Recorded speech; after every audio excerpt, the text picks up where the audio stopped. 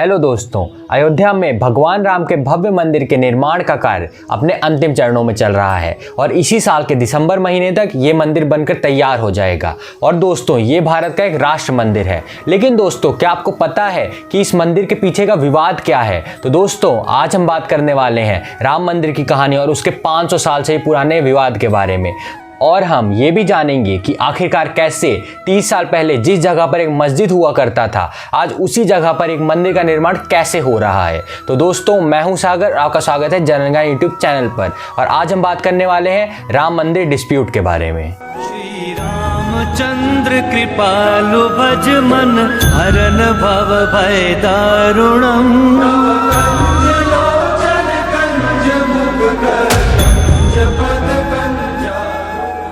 तो दोस्तों, इस 500 साल पुराने विवाद की कहानी शुरू होती है साल 1528 में, जब बाबर भारत में मुगल राज की नींव रख ही रहा था और धीरे धीरे मुगल राज भारत में अपने पैर फैला रहा था। और उसी साल बाबर के एक सेनापति मीर बाकी ने अयोध्या में एक ऐसी जगह पर बाबरी मस्जिद बनाया जो कि हिंदुओं की तरफ से भगवान राम की जन्मभूमि मानी जाती थी। पर मीर बाकी के डर की वजह से इस बात पर कोई भी उंगली नहीं उठा पाया और इस बात को लेकर किसी ने कोई भी सवाल नहीं उठाया और इसीलिए बाबरी मस्जिद बन के तैयार हुआ। और जो जमीन राम जन्मभूमि मानी जाती थी, वहां पे एक बाबरी मस्जिद यानी कि एक मस्जिद खड़ा हुआ था। और बाबरी मस्जिद अपने आप में बहुत ही बड़ा था और उसमें 3 गुंबद यानी कि 3 डोम्स थे। और यह बाबरी मस्जिद बनने के बाद वक्त धीरे धीरे बीतता गया और इस चीज पे किसी ने भी कोई सवाल नहीं उठाया। पर लगभग 350 साल बाद जब अंग्रेजों ने साल 1859 में राम जन्मभूमि पर हिंदू और मुस्लिमों दोनों के लिए अलग अलग पूजा करने के लिए जगहें बना दी, तब उनकी डिवाइड एंड रूल पॉलिसी के चलते हुए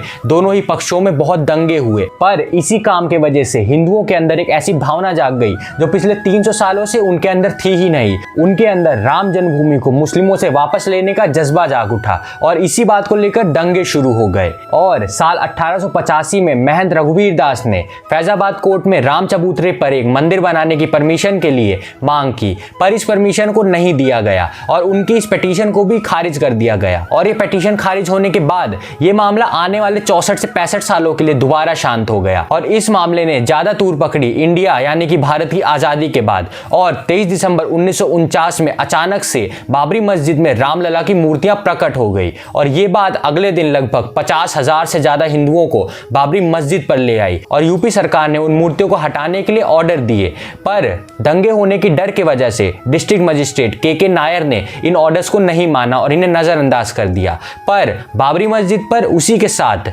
पाबंदी लगा दी गई और ना वहां पे कोई हिंदू जा सकता है ना कोई मुस्लिम जा सकता है। और ये अपने आप में एक बहुत ही बड़ा फैसला था। और दोस्तों, ये पाबंदी लगते ही भले हिंदू शांत हो गए हों, पर उनको अपनी राम जन्मभूमि वापस पाने का जज्बा उनके अंदर खत्म नहीं हुआ था। और आने वाले वक्त में ऐसा बहुत कुछ होने वाला था जो कि इंडिया की हिस्ट्री और खासकर यूपी की हिस्ट्री में हमेशा के लिए लिख दिया जाने वाला था। तो इसी 1949 में मूर्तियां प्रकट होने के साथ ही हमारे इस विवाद का मेन पार्ट शुरू होता है, क्योंकि अभी तक ये बस एक तरह से जमीन का विवाद था, पर अब ये एक रिलीजियस यानी कि एक धार्मिक विवाद बन चुका है। और दोस्तों, इतना सब कुछ हो गया तो आप एक बात ये भी सोच रहे होंगे कि उस बाबरी मस्जिद में अचानक से रामलला की मूर्ति प्रकट कहां से हुई। तो ऐसा तो था नहीं कि ये मूर्ति आसमान से आ गई हो या जमीन से निकल आई हो। तो दोस्तों, ये काम एक अभिराम दास नाम के साधु ने किया था, जिन्होंने रातों रात ही रामलला की मूर्ति बाबरी मस्जिद के अंदर पहुंचा दी थी। तो इसीलिए सारे विवाद का जनक और इसे पूरी तरह बढ़ाने चढ़ाने का सारा श्रेय अभिराम दास को ही दिया जाता है। और पाबंदी लगने के अगले ही साल यानी कि साल 1950 में फैजाबाद सिविल कोर्ट में ऐसी 2 पिटीशंस दायर होती हैं जो इस मामले को पूरी तरह पलट के रख देती हैं, क्योंकि हिंदू पक्ष की तरफ से तब 2 पिटीशन दायर की गई, जिसमें से पहली पिटीशन में यह मांग की गई थी कि हमें रामलला की पूजा करने की इजाजत मिले। और वहीं दूसरी पिटीशन में बात तो यहां तक पहुंच गई कि उन रामलला की मूर्तियों को मस्जिद के अंदर रख के ही पूजा करने की हमें इजाजत मिले, क्योंकि वो उनकी खुद की जन्मभूमि है और वो जहां प्रकट हुए हैं उनकी पूजा वहीं होनी चाहिए। और ये छोटी सी पिटीशन अपने आप में हिंदू मुस्लिमों में एक विवाद का बहुत ही बड़ा कारण बना। और भले ही ये पिटीशन रद्द कर दी गई हो, पर साल 1959 में निर्मोही अखाड़ा की तरफ से एक ऐसी ही लगभग सेम टू सेम पिटीशन दोबारा सिविल कोर्ट में आई। और इस बार ये याचिका अकेले नहीं आई, यानी कि ये सिर्फ हिंदू पक्ष की तरफ से नहीं आई। 1959 में इस याचिका के कोर्ट में दायर होने के बाद ही साल 1961 में सुन्नी वक्फ बोर्ड ने भी एक ऐसी ही पिटीशन डाली, जिसके हिसाब से जहां हिंदू पक्ष वहां पर रामलला की पूजा करने की मांग कर रहा था, वहीं यूपी सुन्नी वक्फ बोर्ड ने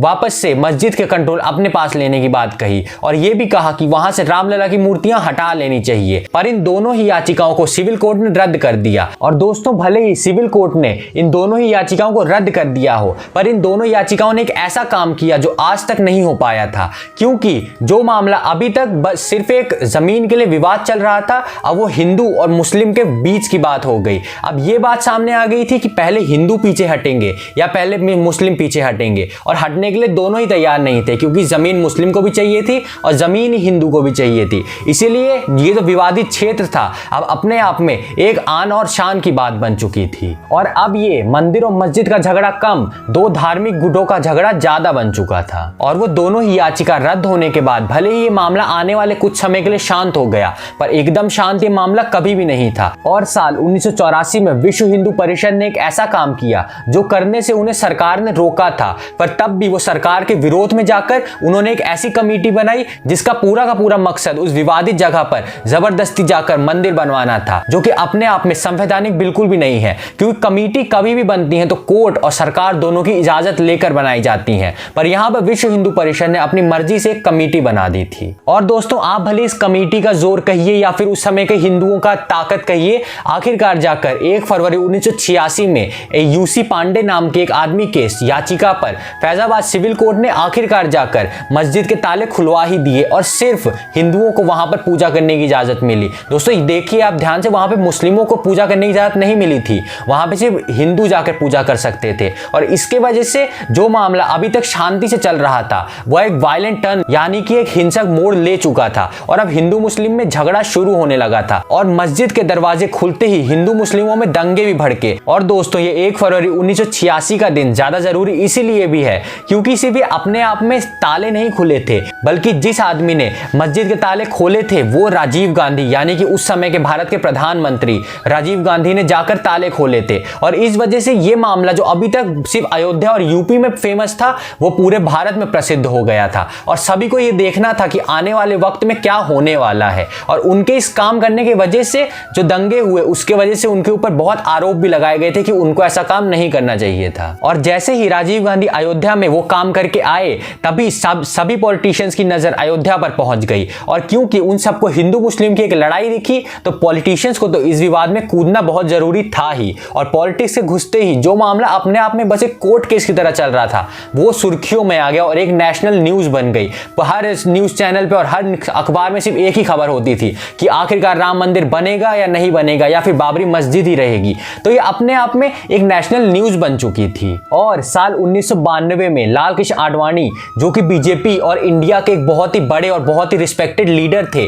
उन्होंने गुजरात में सोमनाथ मंदिर से एक रथ यात्रा शुरू की जिसका मकसद सरकार को एक राम मंदिर बनाने के लिए प्रेशराइज करना था। और ये अपने आप में बहुत ही कारगर भी साबित हुई, क्योंकि जब 6 दिसंबर 1992 को ये रथ यात्रा अयोध्या पहुंची तो हिंदू और मुस्लिमों में कुछ झड़प हुई और शिवसेना और विश्व हिंदू परिषद के कार्यकर्ताओं ने मिलकर बाबरी मस्जिद को ढहा दिया। और इसी वजह से पूरे देश में धार्मिक दंगे हुए जिसमें 2000 से भी ज्यादा लोगों की मौत हुई। और अपने आप में इंडियन हिस्ट्री एक बहुत ही बड़ी घटना मानी जाती है, क्योंकि यहीं के बाद से राम मंदिर बनने का मेन काम शुरू हुआ था। और यही कारण है कि आज जो हम राम मंदिर बनता हुआ देख रहे हैं सिर्फ ये 6 दिसंबर 1992 की घटना की वजह से ही हो रहा है। और दोस्तों, इस रथ यात्रा का फायदा सिर्फ हिंदुओं को मंदिर बनाने के लिए नहीं मिला, इस रथ यात्रा का फायदा बीजेपी को खुद के बेनिफिट के लिए बहुत मिला था, क्योंकि इसी रथ यात्रा के बाद था जो यूपी में कल्याण सिंह यानी कि बीजेपी की पहली बार सरकार बनी। और सिर्फ इसी मुद्दे पर राम मंदिर की एक लहर पर उनकी सरकार बन गई थी, नहीं तो उन्होंने ऐसा कोई बहुत बड़ा काम नहीं किया था जिसकी वजह से उनकी सरकार पावर में आए।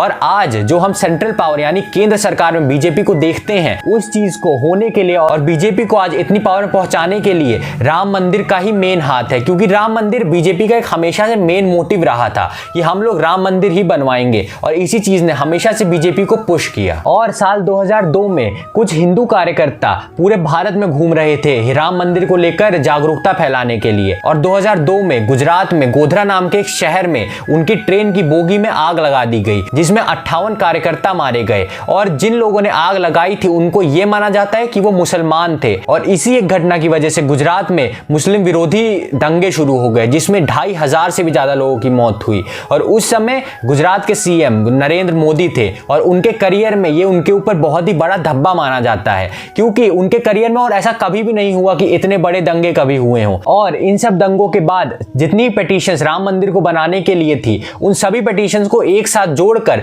2010 में इलाहाबाद हाई कोर्ट में शिफ्ट कर दिया गया। और साल 2010 में इलाहाबाद हाई कोर्ट ने इस मामले को लेकर डिसीजन दिया, जिसके हिसाब से पूरी जमीन को 3 हिस्सों में बांटकर सुन्नी वक्फ बोर्ड, रामलला मंदिर और निर्मोही अखाड़ा को देने का ऑर्डर दिया गया। पर यह किसी भी पक्ष को मंजूर नहीं था, क्योंकि सभी पक्षों का यही कहना था कि हमें बिल्कुल सीधी, हमें पूरी जमीन चाहिए, हम किसी भी तरह समझौता नहीं करेंगे। यानी कि 2.77 एकड़ की जो विवादित जमीन है, हर पक्ष को, दोनों ही पक्ष को पूरी जमीन अपने पास ही चाहिए थी और वो उनमें से 1 इंच भी जमीन छोड़ने को तैयार नहीं थे। इसीलिए 2011 में दोनों ही पक्षों ने सुप्रीम कोर्ट में इस बात को लेकर दोबारा याचिका दायर कर दी कि इस बात की दोबारा सुनवाई होनी चाहिए। और ये याचिका सुप्रीम कोर्ट में दायर तो हो गई, पर आने वाले कुछ समय के लिए यह मामला एकदम शांत हो गया। पर जब साल 2014 में बीजेपी सरकार अपने पावर में आई तो इस मामले ने दोबारा से तूर पकड़ी और साल 2017 में आखिरकार जाके सुप्रीम कोर्ट ने इस बात में कोई एक्शन लिया और उन्होंने ये कहा कि हम कोशिश करेंगे कि ये मामला कोर्ट के बाहर ही सुलझ जाए,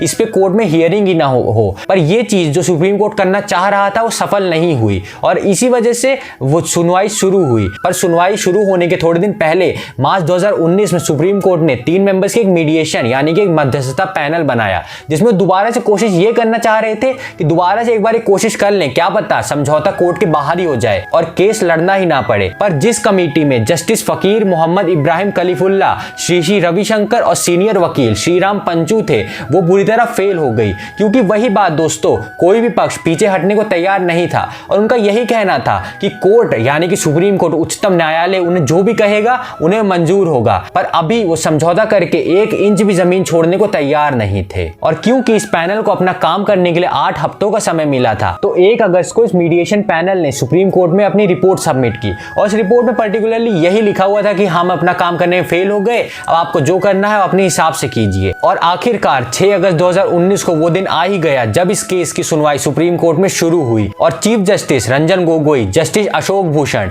justice Sharad Arvind Bobde, justice DY Chandrachud और जस्टिस अब्दुल नजीर की 5 जजेस की बेंच ने एक ऐसा काम किया जो कि भारत के न्याय व्यवस्था के इतिहास में एक मील का पत्थर माना जाता है। उन्होंने लगातार 50 दिनों तक इसी एक मामले की सुनवाई की और आखिरकार जाकर 16 अक्टूबर को जब इस चीज की सुनवाई खत्म हुई तो उनके पास एक फैसला जरूर था, पर उन्होंने तब के लिए उस फैसले को बचा कर रखा। और दोस्तों, सुप्रीम कोर्ट ने ये जो 50 दिनों तक लगातार एक ही मामले पर सुनवाई की थी, यह आज तक इंडिया के न्याय व्यवस्था के इतिहास में किसी भी छोटे से छोटे कोर्ट में यानी कि एक छोटे डिस्ट्रिक्ट कोर्ट में भी आज तक ऐसा नहीं हुआ एक ही मामले को लगातार इतने लंबे टाइम तक सुना जाए। और सुप्रीम कोर्ट के इसी काम की वजह से आखिरकार जाकर 9 नवंबर 2019 को वो फैसला आया जिसका इंतजार पूरे देश को पिछले 500 सालों से था। और एक ऐतिहासिक फैसले में सुप्रीम कोर्ट ने राम जन्मभूमि के सारे अधिकार और सारा कंट्रोल हिंदू पक्ष को दिया और साथ ही यूपी सरकार को, मुस्लिम पक्ष को अयोध्या में ही किसी और इलाके में 5 एकड़ जमीन देने का ऑर्डर दिया।